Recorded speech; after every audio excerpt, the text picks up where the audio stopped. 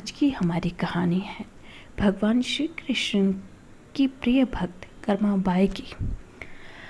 कर्माबाई बचपन से ही अपने पिता जीवन राम को कृष्ण भगवान की पूजा करते हुए देखती थी। वह कभी भी कृष्ण भगवान को भोग लगाए बिना भोजन ग्रहण नहीं करते थे। जब कर्माबाई 13 साल की थी तब एक दिन जीवन राम को तीर्थ पुष्कर स्नान करने के लिए जाने की इच्छा हुई।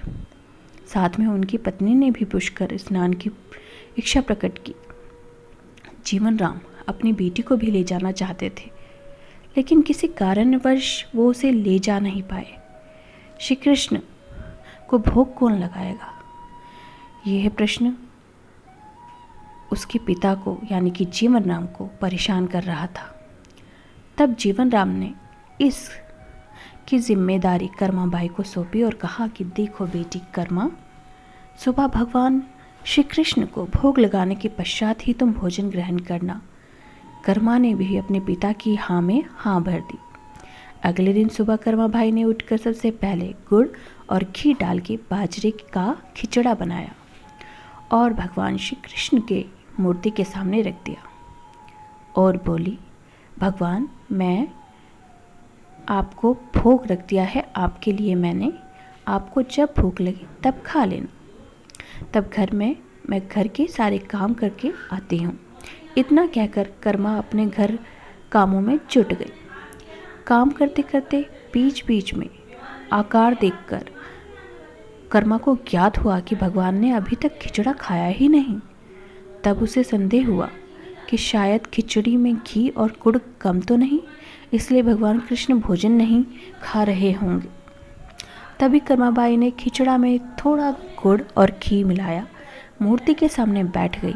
वह बोली, भगवान मेरे पिताजी जब खिलाते थे तब तो आप खा लेते हो, तो अब मेरे हाथों से क्यों नहीं खा रहे हो? और अभी तो पिताजी बाहर गए हैं, उन्हें आने में बहुत दिन लगेंगे। तब तक आपको भोग लगाने की जिम्मेदारी मुझे दी गई है, इसलिए जब तक आप भोजन नहीं खाएंगे मैं भी कुछ नहीं खाऊंगी। वह जिद पर अड़ गई। इस तरह जिद पर अड़ी नन्ही कर्मा की प्यारी बातों से श्री कृष्ण का सिंहासन डोल गया और फिर मूर्ति में से आवाज़ आई, बेटी कर्मा तुमने पर्दा तो किया ही नहीं, तो मैं भोजन कैसे ग्रहण करूं? तब कर्माबाई ने मूर्ति के आगे अपनी चुनरी का पर्दा कर दिया और कुछ ही समय में कृष्ण मूर्ति के सामने रखी खिचड़ी की थाली खाली हो गई। अब कर्मा रोज़ सुबह सबसे पहले कृष्णा को बाजरे का खिचड़ा खिलाती और बाद में खुद भोजन ग्रहण करती। कुछ दिनों बाद घर लौटने पर कर्मा के माँ बाप की कृष्ण की लीला देखकर दंग रह गए। इस तरह कर्माबाई ईश्वर श्री कृष्ण की निस्सीम भक्त बन गई। अपने जीवन के अंतिम दिनों में कर्माबाई भगवान जगन्नाथ की नगरी जगन्नाथपुरी में एक कुटिया में बस गई थी। वहाँ पर एक दिन कर्माबाई की कुटिया के सामने एक बालक आया और उसने कर्माबाई से कहा, मुझे भूख लगी है माँ, खाना दो। उस वक्त भी कर्मा अपने भगवान कान्हा को खिचड़ी का भोग लगा रही थी। कर्मा ने उस बालक को भी खिचड़ी खिलाई। उसके बाद वो बालक हर रोज़ कर्मा के हाथ का खिचड़ा खाने आने लगा। यह सिलसिला कई वर्षों तक चलता रहा।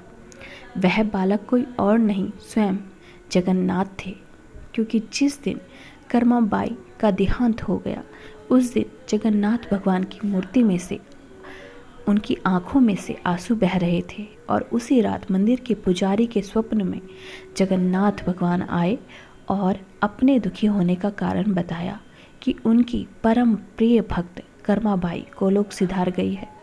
मैं रोज़ सुबह उसके हाथ की खिचड़ी खाता था, अब मुझे खिचड़ी कौन खिलाएगा? अगले दिन से मंदिर के पुजारियों ने निर्णय लिया कि भगवान को रोज़ बाजरे के खिचड़ा का भोग लगेगा और उस भोग का नाम दिया गया कर्माबाई की खिचड़ी। राधे राधे।